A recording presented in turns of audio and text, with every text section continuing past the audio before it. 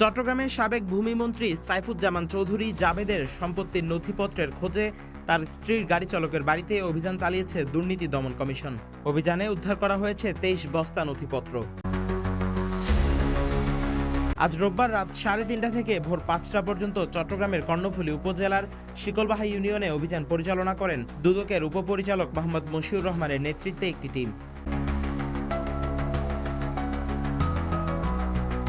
অভিযানে সাবেক ভূমিমন্ত্রীর স্ত্রী রুকমিলা জামানের ব্যক্তিগত গাড়ি চালক ইলিয়াস তালুকদারের বাড়ি থেকে প্রায় 23 বস্তা নথিপত্র উদ্ধার করা হয়। দুদক কর্মকর্তারা জানান, এই নথিগুলো আর্মিড গ্রুপ সহ সাবেক মন্ত্রীর বিভিন্ন সম্পদ সংক্রান্ত। গত 16 সেপ্টেম্বর চট্টগ্রামের কালুরঘাট শিল্প প্রতিষ্ঠান থেকে সেগুলো এনে লুকানো হয় ইলিয়াস তালুকদারের বাড়িতে।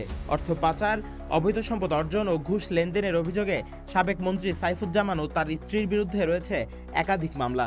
শুধু আত্মসাতের অভিযোগেই দায়ের হয়েছে 6টি মামলা, যার পরিমাণ 124 কোটি টাকা। এর আগে ডাবলমুরিং থানায় অভিযান চালিয়ে সাইফুজ্জামানের 2 সহযোগীকে আটক করে দুদক। তাদের জিজ্ঞাসাবাদেই জানা যায় নথিপত্র লুকিয়ে রাখা হয়েছে গাড়ি চালকের বাড়িতে।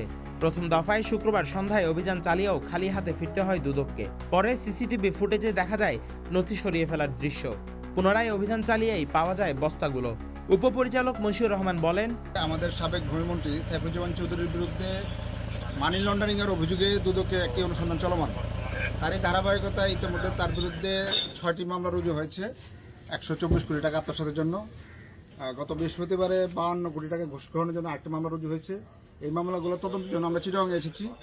আপনারা জানেন, গতকাল আমরা 2 জন তার সহযোগীকে অ্যারেস্ট করেছি। বিজ্ঞ আদালত তাদেরকে 5 দিনের রিমান্ড দিয়েছে। আমরা রিমান্ডে তাদের জিজ্ঞাসাবাদ করছিলাম। তাদের দেওয়া তথ্য মতে এই যে বিভিন্ন ধরনের যে তাদের যে ঋণের আত্মসাৎ, বিদেশে সম্পদ অর্জন, এরকম অনেকগুলো ডকুমেন্ট আমরা এই ড্রাইভার সাহেব, যে রুকমিলা জামানের ড্রাইভার ইলিয়াস, তার বাড়িতে আসতে মর্মে জানতে পারি। সেই প্রেক্ষিতে আমরা গত বৃহস্পতিবার অভিযান চালাই, কিন্তু আমরা আসার একটু আগে এই জিনিসগুলো সরাই ফেলে পরে আমরা তাদের সিসিটিভি ফুটেজ উদ্ধার করি। সেই সিসিটিভি ফুটেজ দেখে আমরা নিশ্চিত হয়ে যাই এখানে ছিল জিনিসগুলো। তারপরে আমরা গতকালকেও এসেছিলাম, কিন্তু আমরা জিনিসগুলো একজাক্টলি কোথায় আছে আইডেন্টিফাই করতে পারি নাই। কিন্তু তারপরে আমরা এটা সূক্ষ্মভাবে বিশ্লেষণ করে দেখতে পাচ্ছি যে এটা আশেপাশেই আছে।